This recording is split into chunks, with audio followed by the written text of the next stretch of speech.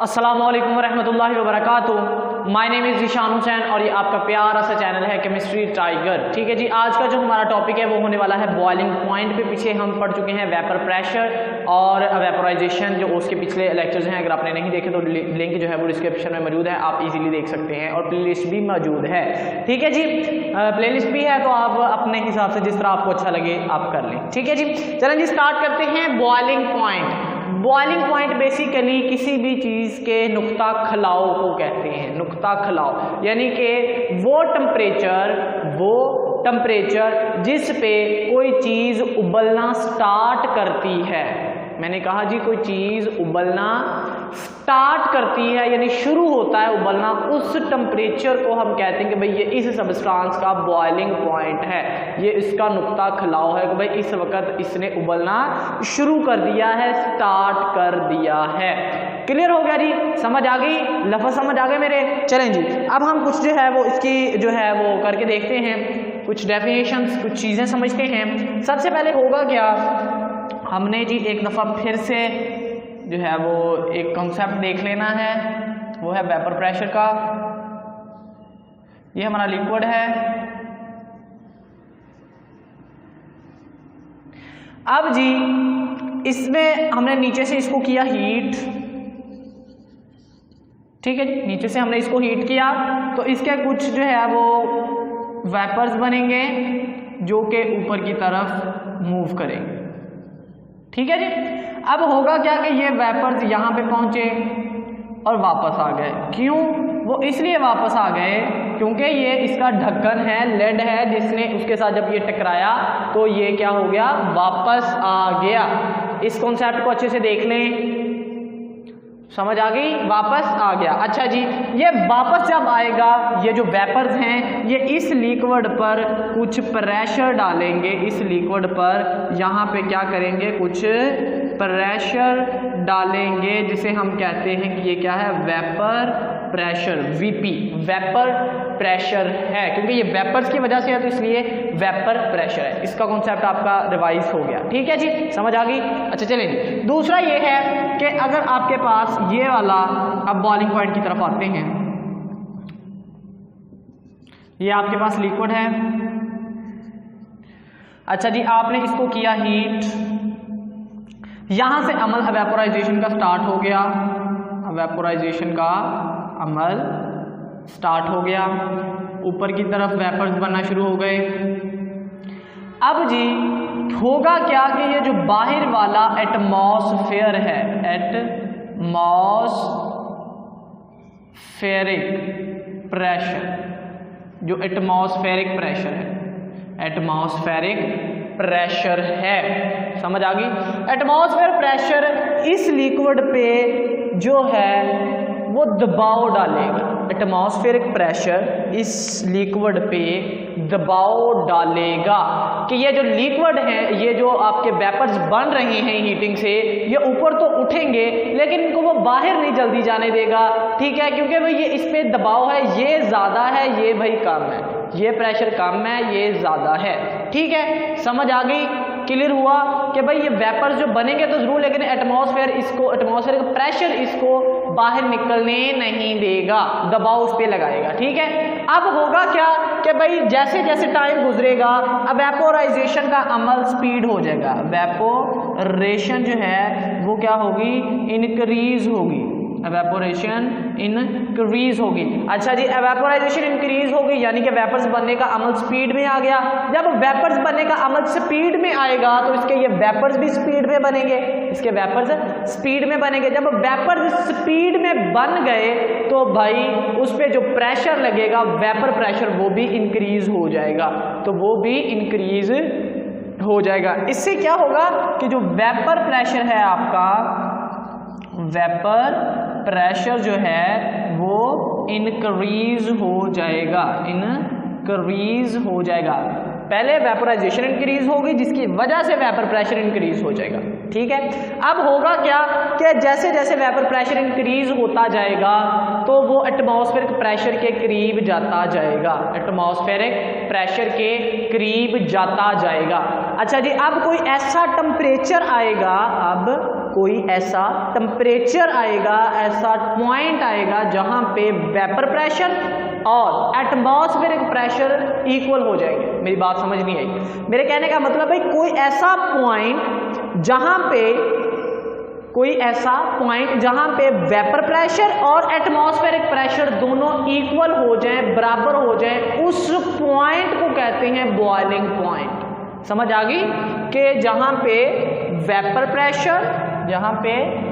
Pressure किसके हो जाए, एटमॉस्फेरिक प्रेशर के इक्वल हो जाए, उसे क्या कहते हैं, boiling point, BP, boiling point. Clear, समझ आ गई। डेफिनेशन करें, चलें जी। इसकी जो सिंपल डेफिनेशन है वो तो यही है, अ टेम्परेचर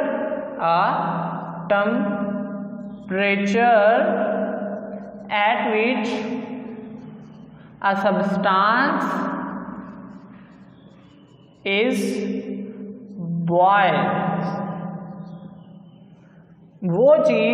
वो टेम्परेचर जहां पे कोई सब्सटेंस बॉयल होती है उसे हम क्या कहते हैं, बॉइलिंग पॉइंट स्टार्ट होती है। ठीक है, स्टार्ट होती है, बॉइलिंग पॉइंट स्टार्ट होती है। अच्छा जी, जो परफेक्ट डेफिनेशन है जो आपकी बुक पे लिखी गई है वो ये है कि अ टेम्परेचर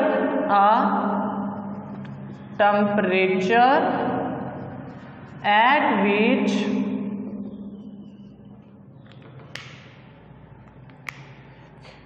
vapor pressure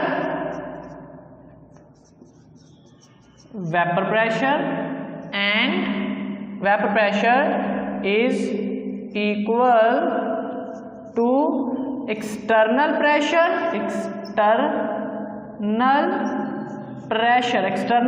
कहते हैं बाहर वाले प्रेशर को, एटमॉस्फेरिक, या फिर इसे हम क्या कहते हैं, एक्सटर्नल प्रेशर।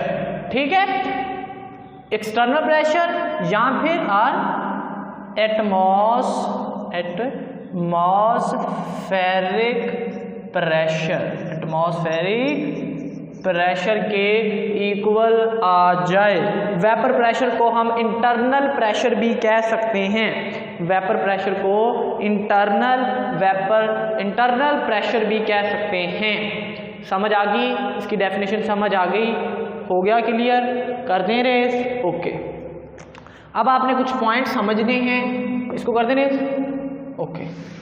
ओ बेबे मेरी फुल गुलाब दा जनी दसदी ना पानार दा, जनी दुख ना दसदी आपदा। चलें जी, बेसिकली हुआ क्या कि लिक्विड बॉयल कैसे हुआ।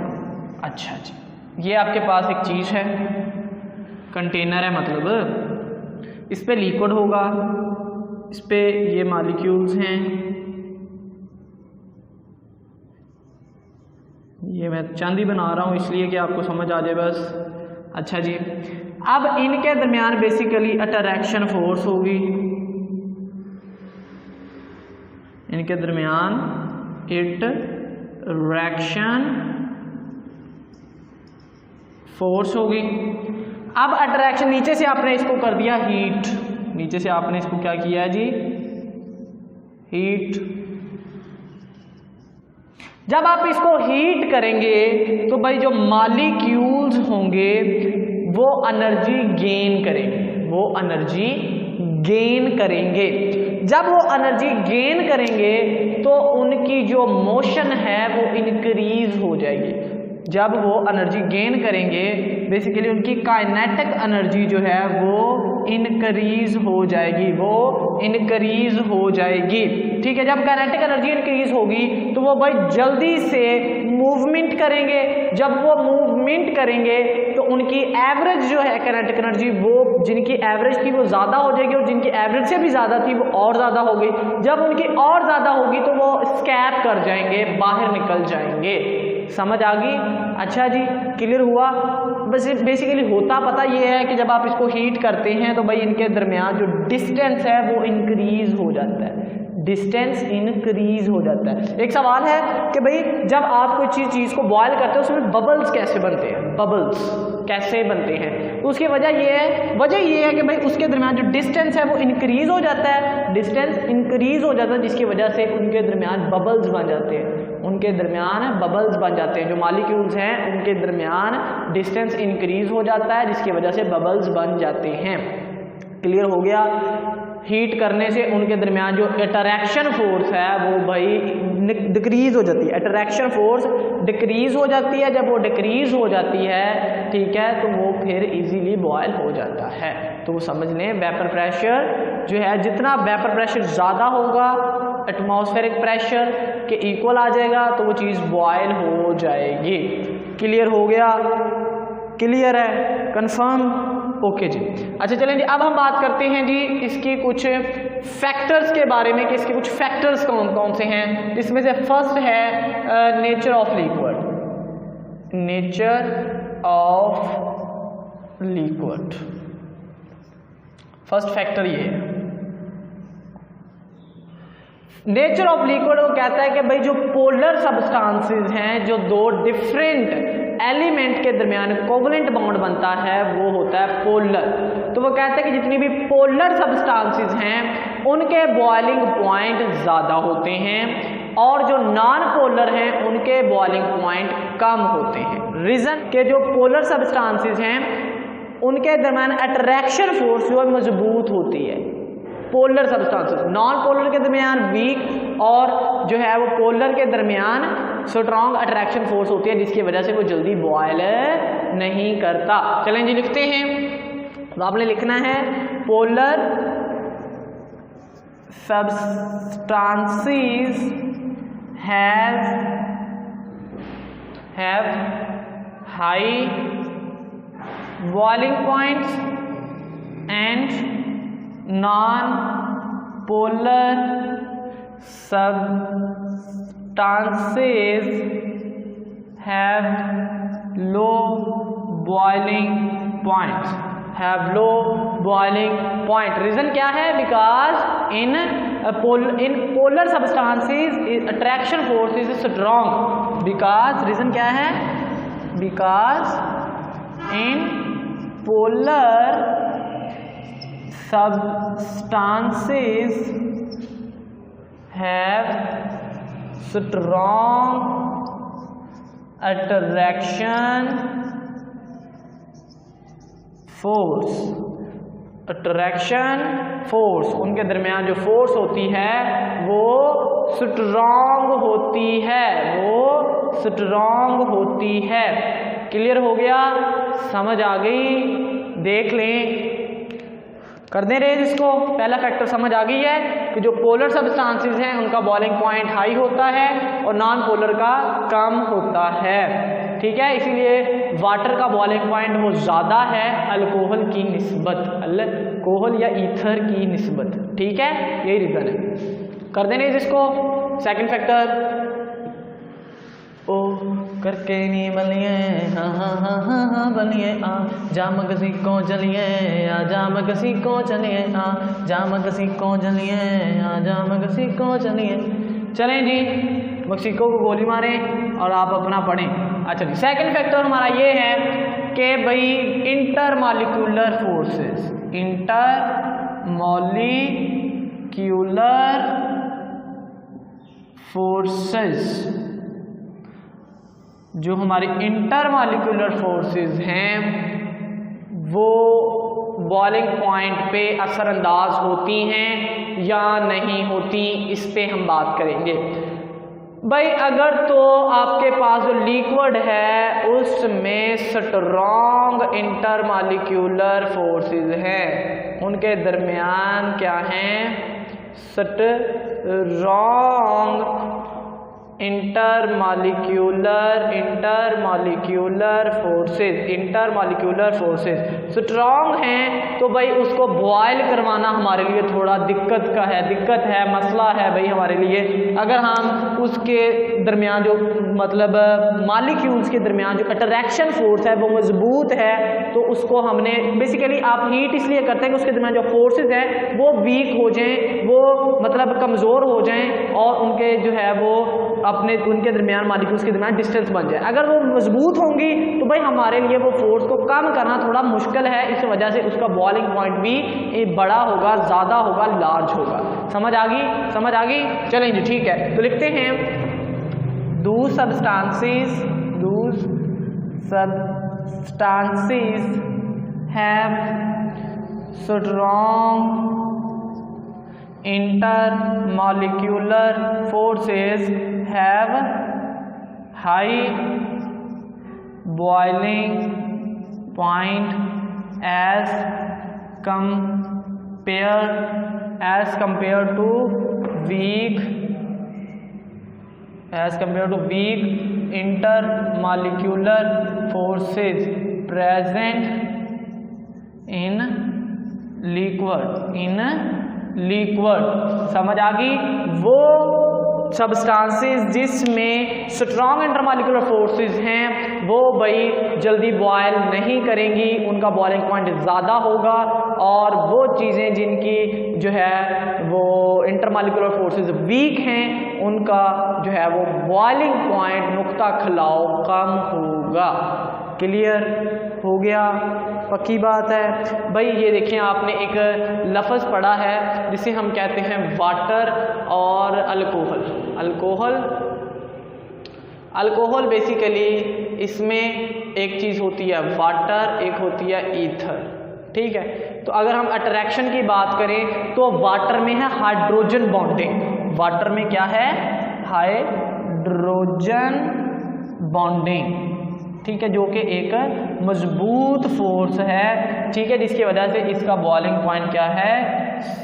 100 डिग्री 100 सेल्सियस। अल्कोहल की बात करें तो भाई इसका 78 है। ठीक है, इसमें हाइड्रोजन बॉन्डिंग होती है लेकिन वीक होती है हाइड्रोजन बॉन्डिंग है लेकिन वीक होती है। समझ आ गई? वाटर की बनस्बत। आगे आ जाए ईथर में भाई हाइड्रोजन बॉन्डिंग होती नहीं है, जिसकी वजह से इसका जो बॉइलिंग पॉइंट है वो ये है 38 डिग्री। ठीक है, तो इसमें अट्रैक्शन फोर्स आ रही है हमारी कि भाई इसमें अट्रैक्शन फोर्स किसकी ज़्यादा है? ठीक है, स्ट्रॉन्ग इंटरमॉलिक्यूलर फोर्सेस किसकी ज़्यादा हैं? इंटरमॉलिक्यूलर फोर्सेस जिसकी ज़्यादा हैं उसका ज़्यादा, और जिसकी कम है उसका कम। समझ आ गई? कर दे रेस।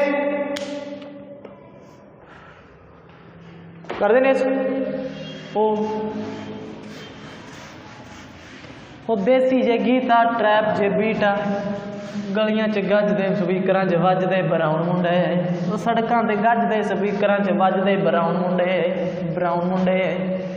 चलें जी, लास्ट हमारा है वो है एक्सटर्नल प्रेशर। थर्ड है एक्सटर्नल प्रेशर। ये बहुत ज़्यादा इफेक्ट करता है।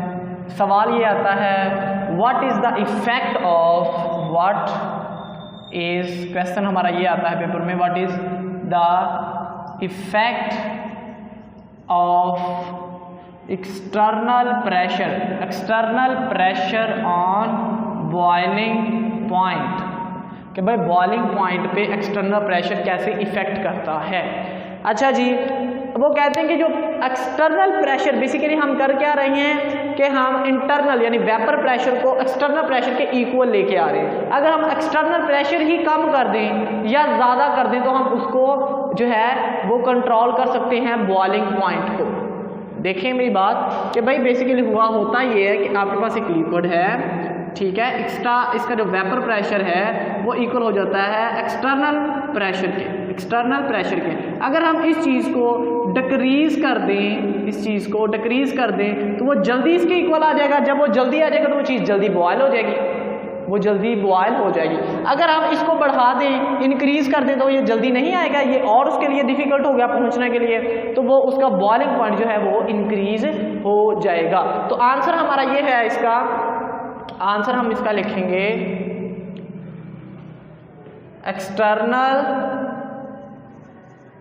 Pressure control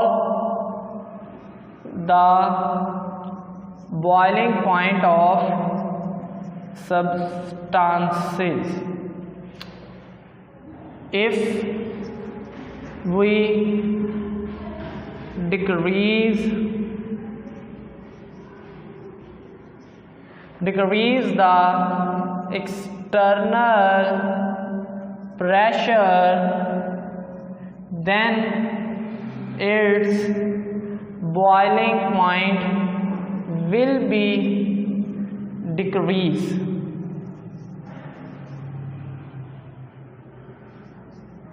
Will be decrease and vice versa, कि भाई अगर आप इसको बढ़ा देंगे तो वो बढ़ भी जाएगा, अगर आप एक्सटर्नल प्रेशर को बढ़ा दें तो बॉइलिंग पॉइंट भी बढ़ जाएगा। समझ आ गई? कहने का मतलब ये है कि भाई अगर किसी चीज़ का जो है वो एक्सटर्नल प्रेशर हम बढ़ा देंगे, किसी बाहर का एक्सटर्नल यानी कि एटमॉस्फेरिक प्रेशर बढ़ा देंगे तो बॉइलिंग पॉइंट बढ़ जाएगा।